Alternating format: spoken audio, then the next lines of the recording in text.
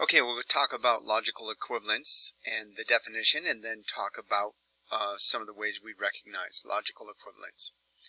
Okay, we say that a sentence, a logical sentence psi, is logically equivalent to lambda, another logical sentence, if and only if every truth assignment that satisfies psi also satisfies lambda, and every truth assignment that satisfies lambda also satisfies psi. Okay, let's look at an example of this to help us understand it better. So let's define two logical sentences. Psi will be defined as this negated disjunction, not P or Q. And lambda will be defined as this conjunction of two negations, not P and not Q. And to begin with, we might ask the question, well, is psi logically equivalent to lambda? So the way we go about answering this question, not surprisingly, is using a truth table. So I have built this truth table for both lambda, which is not P or Q, psi, which is not P or Q, and lambda, which is not P and not Q. So building this helps me to see logical equivalence, and here's how. We ask the question, is psi logically equivalent to lambda?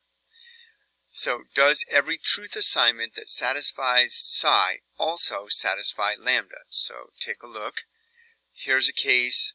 There's actually only one truth assignment that satisfies psi, and it's case 4. Does that also satisfy lambda? And the answer is yes. Does every truth assignment that satisfies lambda also satisfy psi? Okay, so we've already seen that in this case there's also only one truth assignment that satisfies lambda, and that also satisfies psi. So the answer to both of those questions is yes. Interestingly, this also requires, if you'll notice, that the truth columns, what I'm going to call the truth columns, or all possible outcomes for the two sentences, psi and lambda, they match up row by row. In other words, in case 1, if psi is false, then lambda is also false, and so forth. All the way down every case, they match up row for row.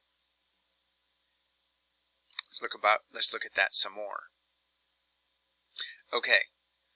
If psi is logically equivalent to lambda, then their truth values are identical in each row.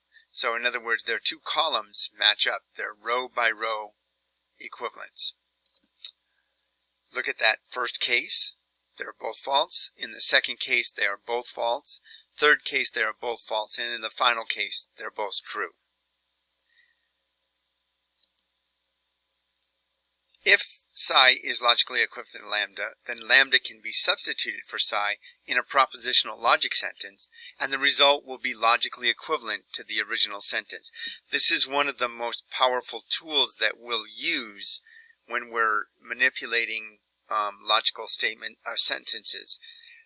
In other words, if I know that two sentences are logically equivalent to each other, I can substitute one for the other and still have a logically equivalent sentence. That's going to be very powerful to us.